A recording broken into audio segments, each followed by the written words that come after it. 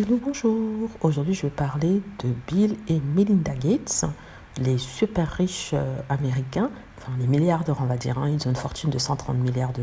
Et apparemment, ils seraient en train de divorcer après 27 ans de mariage. C'est un divorce à l'amiable, tout a déjà été réglé. Et on apprend aujourd'hui, en fait, que ce divorce traîne depuis 2 ans. Alors, en fait, les négociations durent depuis 2 ans, depuis au moins 2019. Et c'est maintenant qu'on apprend leur divorce parce qu'ils sont arrivés à un accord. En fait, on en sait plus sur le divorce lui-même. On sait les raisons qui auraient peut-être poussé Melinda à divorcer après 27 ans. Apparemment, d'autres femmes seraient mêlées. On nous parle d'affaires d'il y a plus de 20 ans. Donc, je commence déjà par la première affaire. Il se trouve qu'en 2020, Bill Gates avait démissionné de son poste de PDG de Microsoft. À l'époque, on nous avait expliqué en fait qu'il souhaitait plus se concentrer sur son action philanthropique et être à la tête de Microsoft n'était plus parmi ses priorités. Donc, il laissait la place à d'autres personnes qui feraient le job peut-être mieux que lui. Or, il se trouve qu'aujourd'hui, on apprend en fait que sa décision de quitter son rôle dans Microsoft ne serait pas de son propre chef, ne se viendrait pas de lui-même, sinon du conseil d'administration qui lui aurait demandé de donner sa démission, car une personne avait envoyé une lettre en expliquant qu'il y a 20 ans, elle a eu une liaison avec Bill Gates qui est contre les règles de la société du conseil.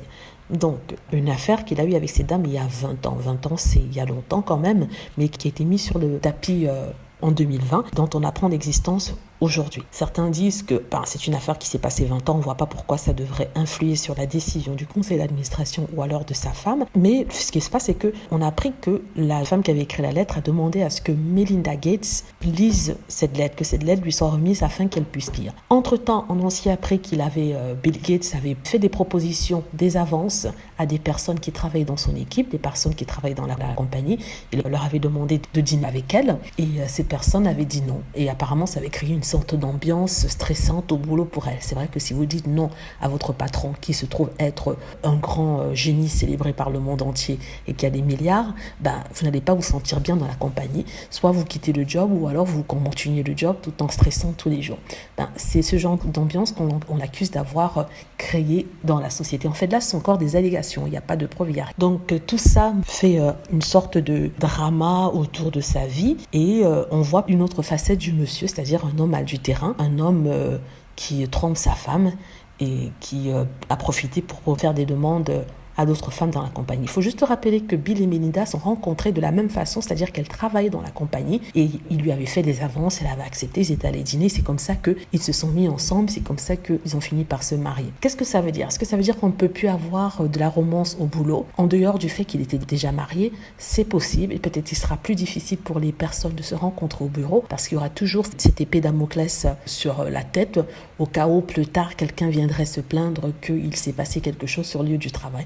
Donc ça rendra les relations entre hommes et femmes assez difficiles. Mais je pense que les gens pourront faire la part des choses par rapport à cela. En même temps, j'ai l'impression que Bill Gates a une petite partie d'autiste en lui, dans le sens où le seul moyen qu'il a de rencontrer les femmes, c'est sur son lieu de travail. C'est le seul cadre qu'il connaît, qu'en dehors de ça, il n'est peut-être pas bon. Il n'a pas cette facilité-là. C'est pas pour lui trouver des excuses. J'essaie de comprendre pourquoi il pourra avoir un tel comportement. En tout cas, tout semble avoir été réglé. Ils vont divorcer. Ils ont déjà partagé leur fortune parce qu'ils n'avaient pas d'accord prénuptial, de contrat prénuptial, contrat de mariage.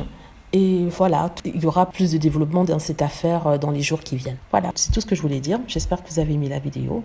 N'hésitez pas à cliquer sur like si c'est le cas, à vous abonner pour plus de vidéos et à cliquer sur la petite cloche afin d'être averti lorsque je poste une nouvelle vidéo. Merci.